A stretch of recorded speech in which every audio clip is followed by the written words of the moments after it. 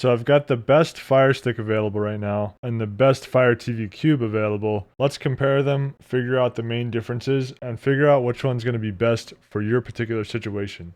First, we're going to quickly cover the physical differences between the two. And it's quite obvious, one of them is a stick and one of them is a cube. I don't think I have to tell you guys that. But the other big differences are the Fire TV Cube has a lot more ports available. So if you look on the back of it, it has an HDMI in and HDMI out. It has a IR extender, it has a USB port, and it also has Ethernet. So when you compare that to the Fire Stick simply just has the micro USB port, which is for powering it. But a lot of people don't know that you can actually get a little adapter that plugs into your Fire Stick to give yourself some USB ports and an Ethernet. Now the benefit of the Fire Stick is it actually has the HDMI built in, whereas the Fire TV Cube you'll have to have your own HDMI cable to use.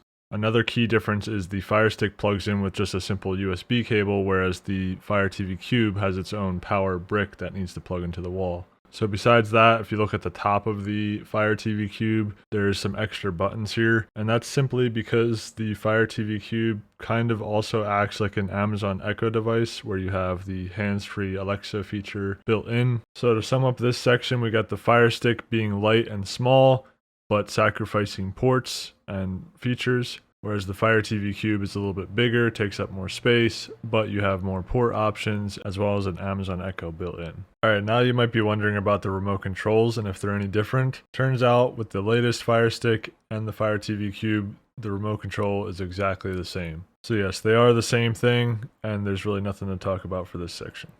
So now I want to cover the differences in their specs. So they're both capable of 4K. They both have 16 gigabytes of storage. They have 2 gigabytes of RAM. They both have Wi-Fi 6E support. Some other features that they both offer is Dolby Vision, Dolby Atmos. They both are HDR compatible. And for the most part, they are just about the same. The only differences here are the Fire Stick is a quad-core processor, whereas the Fire TV Cube is an octo-core processor. Now, for those who don't really know what that means, the Fire TV Cube is roughly twice as fast as the Fire Stick when it comes to computing stuff. So if you want a faster device, you go with the Fire TV Cube. Now moving on to software, both the Fire Stick and Fire TV Cube are relatively the same. The only big difference I found is that the Fire TV Stick 4K Max, which is the one we're using, has access to the latest software updates right now. And that means it has access to the new feature called Ambient Experience. Basically, it's like an advanced screensaver with some little widgets that you can download, like the weather or smart home controls and stuff like that, that will be on the screen when your Fire Stick is on standby. So that feature is not yet available on the Fire TV Cube. I assume they'll add it later, but I'm not sure. Now the most important section to cover is going to be the price.